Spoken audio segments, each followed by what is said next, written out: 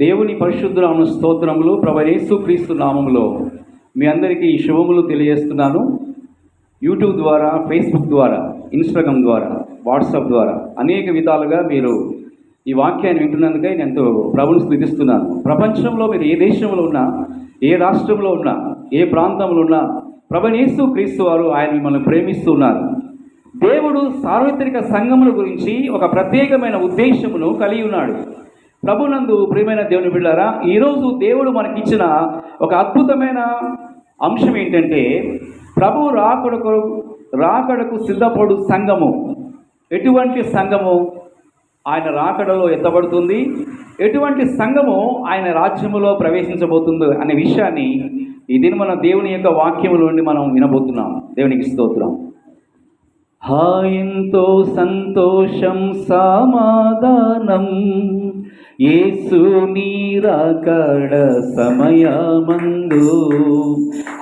ఎంతో సంతోషం, సమాధానం యేసు నీ రాకడ సమయమందు. పరిశుద్ధులు గువ్వల వాలే ఎగురుచు దారి చేరుదురు. పరిశుద్ధులు గువ్వల వాలే ఎగురుచు దారి చేరుదురు. హల్లెలూయా, ఎంతో రమ్యం రూపాంతరం పొందు దీనములా. హల్లెలూయా, ఆనందమే ప్రభుని రాకడలో. హల్లెలూయా, ఎంతో రమ్యం రూపాంతరం పొందు దీనమునా. హల్లెలూయా, ఆనందమే ప్రభుని రాకడలో. దేవునికి మహిమ కలుగును గాక. దేవునికి స్తోత్రం.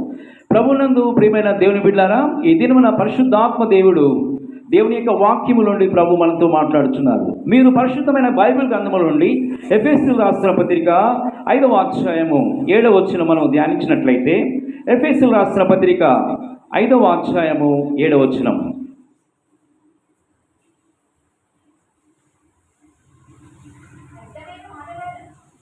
వ్యర్థమైన మాటల వలన ఎవడును మిమ్మల్ని మోసపరచనీకుడి.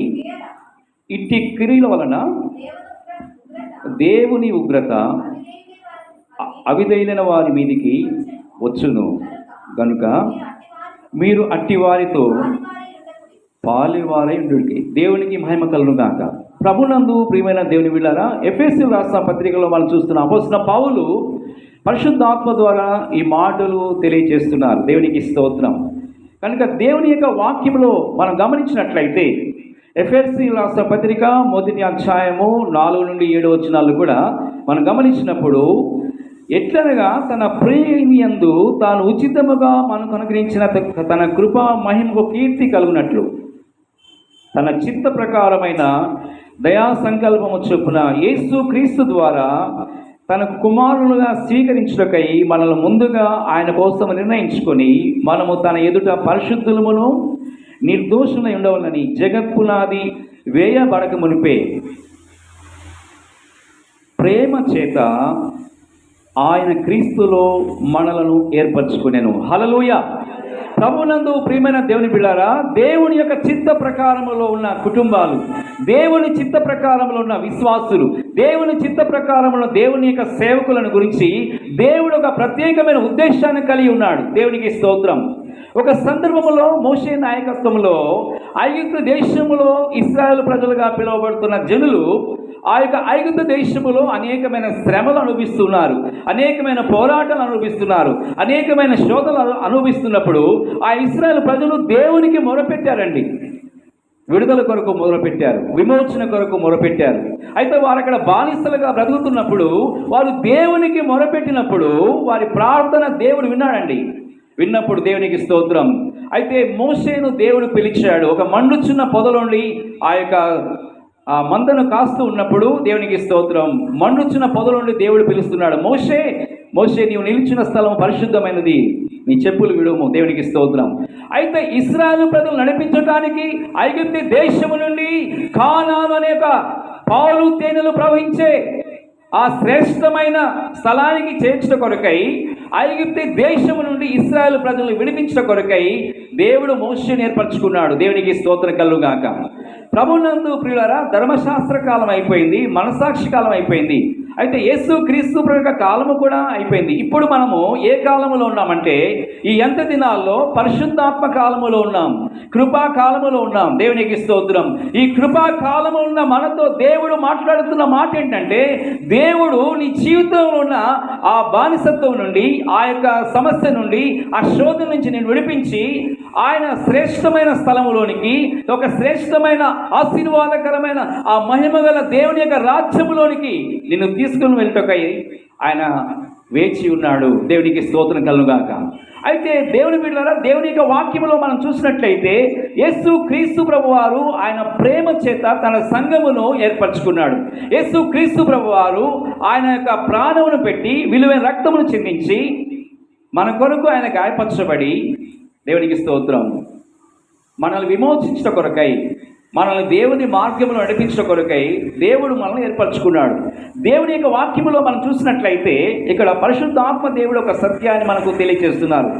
అయితే వారు ఐగుప్తు దేశం నుండి వారు ప్రయాణమై వెళ్తున్నప్పుడు మోషే నాయకత్వములో వారు వెళ్తున్నారు. పగలు మేఘస్తంభము, రాత్రి అగ్నిస్తంభం. అంటే ఆయన కృప ద్వారాను ఆయన వెలుగు ద్వారా వారు నడిపిస్తున్నప్పుడు వారు ఎర్ర సముద్రమును దాటినట్లుగా మనం చూస్తున్నాం. దేవునికి స్తోత్రం కలుగుగా. ఆ వాక్య భాగాన్ని మనము కొరింథీయులకు రాసిన మొదటి పత్రిక 10వ అధ్యాయము మొదటి 4 వచనాలండి. కొరింథీయులకు రాసిన మొదటి పత్రిక మరి 10వ అధ్యాయము మొదటి 4 వచనాలు. సహోదరులారా, ఈ సంగతి మీకు తెలియకుండా నాకు ఇష్టము లేదు. అదేదనగా మన పితరులందు మేఘము కింద నుండిరి, మన పితరులందరూ మేఘము కింద నుండిరి, వారందరూ సముద్రములో నడిచిపోయిరి.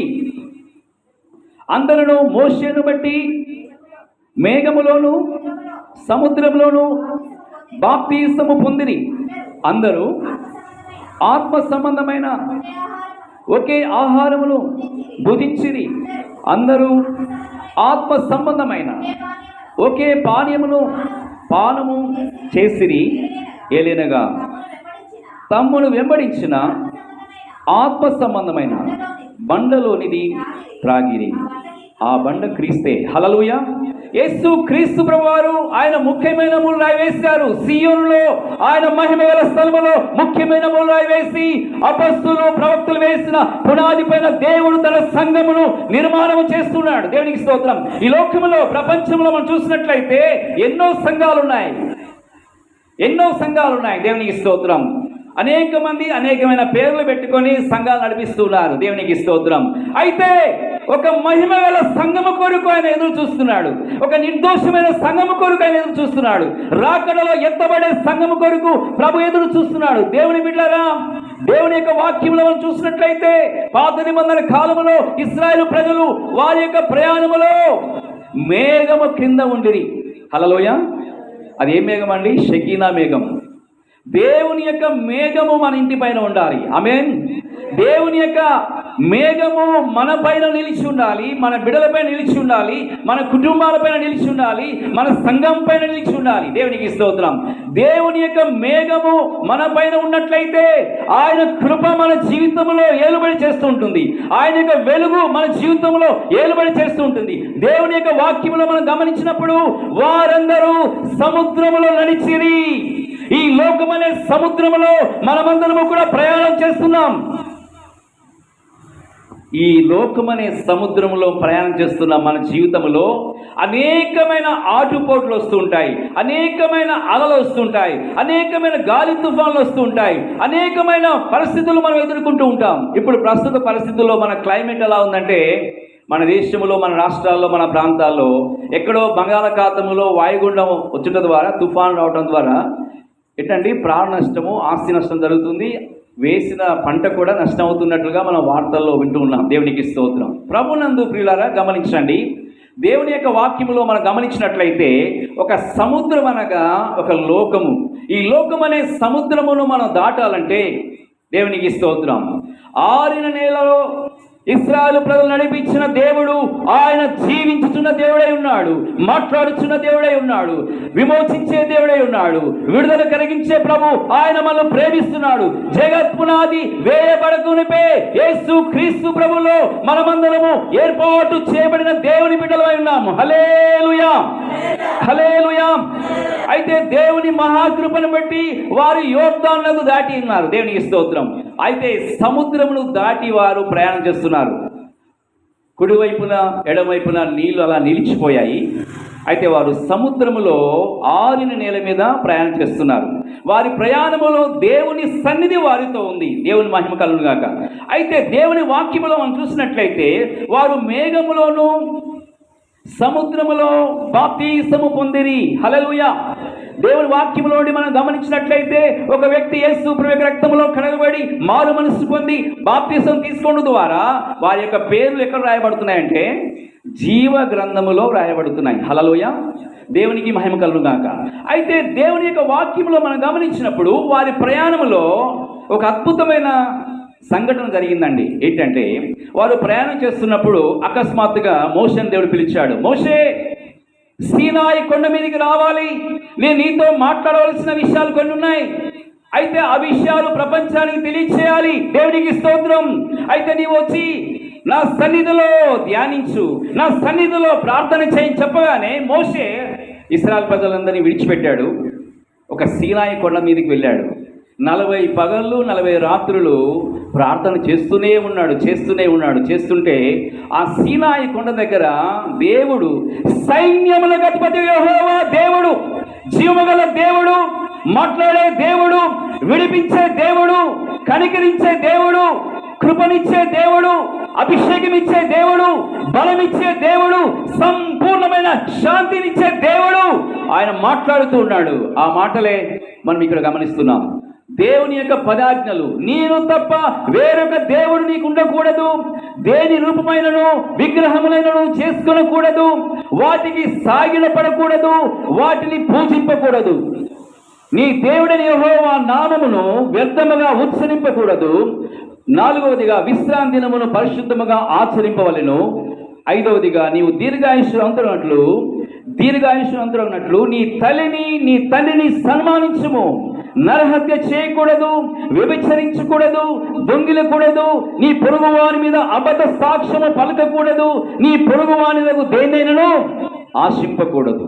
ఈ 10 ఆజ్ఞలు ప్రపంచానికి అవసరమైనది కనుక దేవుడు సీనాయి కొండ మీద దేవుడు తనను తాను ప్రత్యక్షపరచుకొని ఈ 10 కమాండ్మెంట్స్ అంటే ఈ 10 ఆజ్ఞలు దేవుడు ప్రపంచ ప్రజలందరికీ ఇచ్చి ఉన్నాడు. దేవునికి స్తోత్రం కలుగును గాక. ప్రభువునందు ప్రియులారా, దేవుని యొక్క మాటలు గమనించినట్లయితే మనము సంఘమునగా యేసు క్రీస్తు యొక్క శరీరమైనది. సంఘమునకు శిరస్సు తల యేసు ప్రభువై ఉన్నారు. సంఘమునగా మనలను ప్రత్యేకముగా జీవించడం కొరకై దేవుడు మన ఆత్మీయ జీవితంలో రక్షించబడి మనం ఒక ప్రత్యేకమైన జీవితం చేయడం కొరకై దేవుడు మనను ప్రత్యేక విధానములో ప్రభు నడిపిస్తూ ఉన్నాడు. దేవునికి మహిమ కలుగును గాక. దేవుని యొక్క వాక్యంలో మనం చూసినట్లయితే మరి అగ్ని అభిషేకం అనేది చాలా ప్రాముఖ్యమైనది. Fire anointing. దేవునికి స్తోత్రం. ఈ మాటను మనం ఎక్కడ గమనిస్తామంటే అరణ్యంలో ఒక శబ్దం వినపడుచున్నది. ఆ శబ్దం ఏంటంటే ప్రవక్త అయిన యోహాను యోర్దాను నదిలో బాప్తిసం ఇస్తూ ఉన్నాడు. మీరు మారు మనస్సు పొంది, పరలోక రాజ్యము సమీపించినది, మీరు మారు మనస్సు పొందండి. అరణ్యంలో ఒక కేక వినబడుచున్నది. అయితే యూదయ సమరయ అనేకమైన దేశాల నుండి అనేకమైన ప్రాంతాల నుండి వారు పాపములు ఒప్పుకొనుచు బాప్తిసం పొందటానికి యోర్దాను నదికి వస్తూ ఉన్నారు. ఆ సమయంలో యేసు క్రీస్తు ప్రభు వారు కూడా 2024 సంవత్సరాల క్రితము యేసు క్రీస్తు ప్రభు వారు ఇజ్రాయెల్ దేశములో ఆయన సంచరించారు. అయితే యోర్దాను నదికి వచ్చి యోహాను చేత బాప్తిసం పొందడానికి వస్తున్నప్పుడు లోక పాపమును మోసుకొని పోవు దేవుని గొర్రెపిల్లని ప్రభుని గురించి సాక్ష్యం ఇస్తూ ఒక శబ్దము ప్రవక్త అయిన యోహాను మాట్లాడుతున్నాడు. నేను మారు మనసు నిమిత్తము నీళ్ళలో మీకు బాప్తిసం ఇస్తున్నాను, కానీ రక్షణ పొందటం కాకుండా దేవునికి స్తోత్రం నా వెనుక వచ్చువాడు నాకంటే శక్తివంతుడు. జాగ్రత్తగా వినండి. పరిశుద్ధాత్మలోను అగ్నిలో మీకు బాప్తిసం ఇస్తాడు. అంటే యోహాను ఎక్కడున్నాడండి? నీళ్ళల్లో, నడుముల లోతు నీళ్ళల్లో ఉండి బాప్తిసం ఇస్తున్నాడు. అయితే అగ్ని ప్రవాహములో ఉన్న యేసు క్రీస్తు ప్రభువుల గురించి సాక్ష్యం ఇస్తున్నాడు. అంటే ఫైర్ అనాయింటింగ్, అగ్ని అభిషేకం ఎప్పుడైతే మన మీదకి వస్తుందో మనం ఒక అగ్ని కణముగా మార్చబడతాం. అపవాది వేసే అగ్ని బాణాలను మనము ఎదుర్కోవాలంటే ఒకవైపున విశ్వాసం అనే దాలును చేత పట్టుకోవాలి, దేవుని వాక్యం అనే ఆత్మకట్మము. అంత మాత్రమే కాదు, విశ్వాసం అనే దాలును చేత పట్టుకొని దేవుని వాక్యం అనే ఆత్మకట్మమును చేత పట్టుకొని మనము ఈ లోకాన్ని జయించగలుగుతాం. దేవుని వాక్యములోని మనం గమనించినట్లయితే, ప్రభునందు ప్రియమైన దేవుని బిడ్డలారా, మనము ఒక ప్రత్యేకమైన జీవితం చేయట కొరకై యేసు క్రీస్తు ప్రభువారు ఆయన మనల్ని వెతికి రక్షించుకుని ఉన్నాడు. అపొస్తలుల కార్యము 2వ అధ్యాయము 38 నుండి 40 వచనాలు గమనించినట్లయితే, అపొస్తలుల కార్యములు 2వ అధ్యాయము గమనించండి, 38 నుండి 40 వచనాలు చదువుకుందామండి. పేతురు, మీరు మారు మనస్సు పొంది పాపక్షమాపణ నిమిత్తము ప్రతి వాడు యేసు క్రీస్తు నామమున బాప్తిసము పొందుడి, అప్పుడు మీరు పరిశుద్ధాత్మ వరమును పొందుతురు. హల్లెలూయా. అవునండి, ఇక్కడ దేవుని వాక్యంలో మనం చూసినట్లయితే పాపక్షమాపణ నిమిత్తం బాప్తిసం పొందడం ద్వారా మన రక్షణ పొందుతున్నాం. అంత మాత్రమే కాదు, పరిశుద్ధాత్మ అనే వరమును దేవుడు మనకిస్తున్నాడు. అంటే పరిశుద్ధాత్మ యొక్క కంట్రోల్లో మనం ఉండాలి. దేవునికి స్తోత్రం. మనం పరిశుద్ధాత్మ చేత నడిపించబడాలి, పరిశుద్ధాత్మలో ప్రార్థించాలి, పరిశుద్ధాత్మలో ఆరాధన చేయాలి, పరిశుద్ధాత్మలో మన విశ్వాసమైన మంచి పోరాటము మనము పోరాడాలి. తర్వాత చదివినట్లయితే, ఈ వాగ్దానము మీకును మీ పిల్లలకును దూరస్తులందరికీ, అనగా ప్రభు అయిన మన దేవుడు తన యొద్దకు పిలిచిన వారందరికీ చెందునని చెప్పాను. 40 వచనం చదువుకుందాం. ఇంకను అనేక విధములైన మాటలతో సాక్ష్యమిచ్చి మీరు మూర్ఖులకు ఈ తరం వారికి వేరై రక్షణ పొందుడని వారిని హెచ్చరించను. దేవుడు తన వాక్యం దీవించును గాక. హల్లెలూయా. ప్రభువునందు పిల్లారా, మూర్ఖులకు ఈ తరం వారికి వేరే రక్షణ పొందమని దేవుని యొక్క సందేశము అందించబడినప్పుడు, ఆనాడు దేవునికి స్తోత్రం 120 మంది ఆ మేడగదిలో దేవుని యొక్క సన్నిధిలో ప్రార్థన చేసినప్పుడు పరిశుద్ధాత్మిక అభిషేకము వచ్చింది. పరిశుద్ధాత్మ అభిషేకం ఎప్పుడైతే వచ్చిందో మన జీవితంలో మనము నూతన పరచబడుతున్నాం. దేవునికి స్తోత్రం. అయితే ఆ దినమున వారు ఏం చేశారంటే దేవుని సందులో దేవుని యొక్క వాక్యమును వారి హృదయంలో స్వీకరించారు. పరిశుద్ధాత్మ దేవుడు వారి జీవితంలో కార్యం జరిగించినప్పుడు ఆ రోజు 3000 మంది రక్షణ పొందారండి. యేసు క్రీస్తు ప్రభువుని అంగీకరించారు. దేవుని యొక్క మాటలు గమనించినట్లయితే వారు అభిషేకము కొరకు ఎన్ని దినాలు కనిపెట్టారో తెలుసా అండి? 10 దినములు కనిపెట్టారు పరిశుద్ధాత్మ అభిషేకం కొరకు. ప్రభు చెప్పిన మాట ఏంటంటే, ఆయన శిలువపై మరణించి తిరిగి లేచిన తర్వాత యెరూషలేము నుండి వెళ్ళక మీరు కనిపెట్టి ప్రార్థన చేయండి. అంటే కనిపెట్టడం ద్వారా, దేవుని సన్నిధిలో ధ్యానించడం ద్వారా, దేవుని సన్నిధిలో ప్రార్థన చేయడం ద్వారా దేవుని యొక్క అభిషేకం మన మీద దిగి వస్తుంది. హల్లెలూయా. అయితే దేవుని వాక్యములు మనం గమనించినప్పుడు వారు కనిపెట్టి ప్రార్థించినప్పుడు వారు దేవదూతల భాషలో మాట్లాడారు, మనుషుల భాషలో మాట్లాడారు. దేవునికి స్తోత్రం. అయితే సంఘము అనేది చాలా విలువైనది. మనము ప్రభువైన యేసు క్రీస్తు ద్వారా పిలువబడి ఉన్నాం.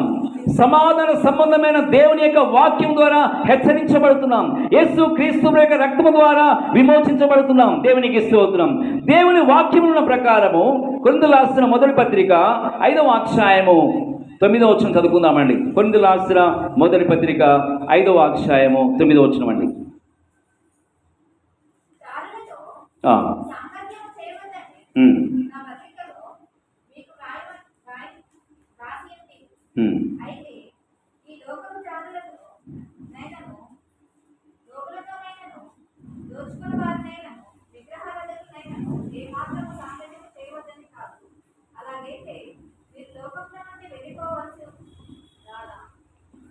దేవుని వాక్యములో మనం గమనించినప్పుడు జారులతో సాంగత్యము చేయవద్దని నా పత్రికలో రాసి ఉన్నానని అపొస్తలుడైన పౌలు అంటున్నాడు. అయితే ఈ లోకపు జారులతోనైనను, లోబులతోనైనా, దోచుకున్న వారితోనైనా, విగ్రహారాధికులతోనైనను ఏమాత్రము సాంగత్యము చేయవద్దు. కానీ అలాగైతే మీరు లోకము నుండి వెళ్ళిపోవాల్సి వచ్చింది కదా. ఇప్పుడైతే సహోదరుడైనను వాడెవరైనను జారుడు కానీ, లోబి కానీ, విగ్రహారాధికుడు కానీ, తిట్టుబోతు కానీ, త్రాగుబోతు కానీ, దోచుకున్నవాడు కానీ అయ్యున్న యెడల అట్టి వానితో సాంగత్యము చేయకూడదు, భుజింపకూడదని మీకు రాయిచున్నాను. Praise the lord. దేవుని వాక్యంలోని మనం గమనించినప్పుడు ప్రభువునందు పిల్లరా, యేసు క్రీస్తు ప్రభువనే బండపైన దేవుడు తన సంఘం నిర్మాణం చేస్తున్నాడు. ఒక సందర్భంలో మత్తయి సువార్త 16వ అధ్యాయము 17 నుండి 18 వచనాలు మనం ధ్యానించినప్పుడు అక్కడ సీమోను పేతురు యేసు క్రీస్తు ప్రభువారు సంభాషిస్తున్నప్పుడు అనేక మంది శిష్యులు ఆ స్థలంలో చేరి ఉన్నారండి. అయితే ఆ సందర్భంలో ఆ యొక్క వాక్య భాగాన్ని మనం ధ్యానిద్దాం. మత్తయి సువార్త మీరు గమనించండి, 16వ అధ్యాయము 17, 18 వచనాలండి.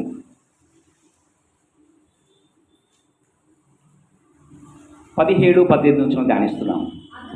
అందుకు యేసు సీమోను బర్యోనా, నీవు ధన్యుడవు, పరలోకమందున్న నా తండ్రి ఈ సంగతి నీకు బయలుపరచనే కానీ నరులు. అయితే ఇక్కడ వాక్యము 16వ వచనం చదివినట్లయితే, అందుకు సీమోను పేతురు, నీవు సజీవుడకు దేవుని కుమారుడైన క్రీస్తు అని చెప్పెను. హల్లెలూయా. క్రీస్తు అనగా అభిషేక్తుడని అర్థం. అంటే యేసు క్రీస్తు ప్రభు గురించి కొందరు సరైన విధముగా అర్థం చేసుకునే స్థితిలో ఉన్నారు. ఆ సందర్భంలో సీమోను పేతురు అంటున్నాడు, నీవు సజీవుడకు దేవుని కుమారుడవు. అందుకు ఆ మాట విన్నందుకు యేసు ప్రభు అంటున్నారంటే, నీవు ధన్యుడవు, పరలోకమందున్న నా తండ్రి ఈ సంగతి నీకు బయలుపరచనే కానీ నరులు నీకు బయలుపరచలేదు. అంటే రక్తమాంసములతో జీవిస్తున్న మనుషులు నీకు బయలుపరచలేదు. అయితే వాక్యం చూసినట్లయితే, మరియు నువ్వు పేతురువు ఈ బండ మీద నా సంఘమును కట్టుదును, పాతాళ లోక ద్వారములు దాని ఎదుట నిలువనేరవని నేను మీతో చెప్తున్నాను. హల్లెలూయా. దేవుని బిడ్డలారా, యేసు క్రీస్తు ప్రభువనే బండపైన దేవుడు తన సంఘాన్ని నిర్మాణం చేస్తున్నాడు. దేవునికి స్తోత్రం. అయితే దేవుని వాక్యములో ఇక్కడ మనం గమనించినట్లయితే ప్రభువునందు బిడ్డలారా, కొరింథీయులకు రాసిన మరి మొదటి పత్రిక 10వ అధ్యాయం 4వ వచనాలు చూసి ఉన్నాం. యేసు క్రీస్తు ప్రభువే ఆ బండాన్ని మనం చదివి ఉన్నాం. అయితే మత్తయి సువార్త 7వ అధ్యాయము 24వ వచనము 7వ అధ్యాయము 24వ వచనము 25వ వచనం ధ్యానిద్దామండి. మత్తయి సువార్త 7వ అధ్యాయము 24, 25 అండి. యేసు క్రీస్తు ప్రభువారు మాట్లాడుతున్నారు. దైవ జనాంగమా, దేవుని యొక్క మాటలు జాగ్రత్తగా గ్రహించండి. కాబట్టి నా మాటలు విని వాటి చొప్పున చేయు ప్రతివాడును బండ మీద తన ఇల్లు కట్టుకునిన బుద్ధిమంతుని పోలియుండును. వాన కురిసెను, వరదలు వచ్చెను, గాలి విసిరి ఆ ఇంటి మీద కొట్టెను, గాని దాని పునాది బండ మీద వేయబడెను గనుక అది పడలేదు. హల్లెలూయా. మన ఆత్మీయ జీవితం అనే ఇల్లు మనము యేసు క్రీస్తు ప్రభువనే బండ పైన కట్టబడాలి. సీయోనులో ముఖ్యమైన మూలరాయి వేసి యేసు క్రీస్తు ప్రభువారు అపొస్తలులు ప్రవక్తలు వేసిన పునాది పైన దేవుడు తన యొక్క సంఘమును నిర్మాణం చేస్తున్నాడు. ఆ సంఘమే ఒక మహిమగల సంఘం. దేవుని వాక్యములో చూసినట్లయితే బండ మీద కట్టబడిన ఇల్లు ఆత్మీయ జీవితంలో వాక్యం ద్వారాను, ప్రార్థన ద్వారాను, ఒక శ్రేష్టమైన ఆశీర్వాదకరమైన జీవితం ద్వారా మన జీవితాలు మనం కట్టుకోవాలి. దేవుని బిడ్డలారా, ప్రభు నిన్నెంతో ప్రేమిస్తున్నాడు. దేవునికి స్తోత్రం.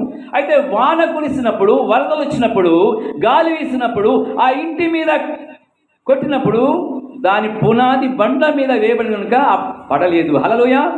అవునండి. ఎవరైతే యేసు క్రీస్తు ప్రభువులో కట్టబడుతుంటారో వాక్యం ద్వారా, అపొస్తలులు వేసిన పునాది పైన, ప్రవక్తలు వేసిన పునాది పైన, దేవుని వాక్యమనే పునాది పైన ఎవరైతే ఆత్మీయ జీవితంలో కట్టుకుంటూ ఉంటారో దేవునికి స్తోత్రం, వారు నిశ్చయముగా ఎటువంటి పరిస్థితుల్లో కూడా పడిపోరు. హల్లెలూయా. కారణం వారి యొక్క పునాది చాలా విలువైనదిగా ఉంది. దేవునికి స్తోత్రం. అయితే మరియు నా మాటలు విని వాటి చొప్పున చేయని ప్రతివాడు, అంటే దేవుని మాట వినని వారు, దేవుని వాక్యాన్ని ప్రేమించని వారు, దేవుని యొక్క ఆజ్ఞలు నెరవేర్చని వారు, దేవుని యొక్క ఉన్నతమైన ఉపదేశం అనే క్రమానికి ఎవరైతే అప్పగించుకోనకుండా జీవిస్తారో వారి యొక్క జీవితాలు ఎలా ఉంటాయంటే, కాబట్టి ఈ నా మాటలు విని వాటి చొప్పున చేయని ప్రతివాడు ఇసుక మీద తన ఇల్లు కట్టుకొనిన బుద్ధిహీనుని పోలియుండును. వాన కురిసెను, వరదలు వచ్చెను, గాలి విసిరి ఆ ఇంటి మీద కొట్టెను, అప్పుడు అది ఏమైపోయింది? కూలబడెను, దాని పాటు గొప్పదని చెప్పాను. పిల్లరా, ఇసుక మీద కట్టబడిన ఇల్లు నిలబడతాయా? నిలబడలేవు. ఈరోజు దేవుడు మనతో దేవుడు మాట్లాడుతున్నాడు. దేవునికి స్తోత్రం. మన జీవితంలో అపోస్తులు ప్రవక్తలు వేసిన పునాది పైన మన జీవితాలు కట్టుకోవాలి. హల్లెలూయా. దేవుని వాక్యములోని మనం గమనించినట్లయితే నూతన యెరూషలేము అనే ఒక పరిశుద్ధ పట్టణమును దేవుడు కట్టుచున్నాడు. దేవునికి స్తోత్రం. దేవుడు తన యొక్క ఉన్నతమైన ఉద్దేశము ద్వారా మన జీవితాలను ఆయన మనల్ని నడిపిస్తున్నాడు.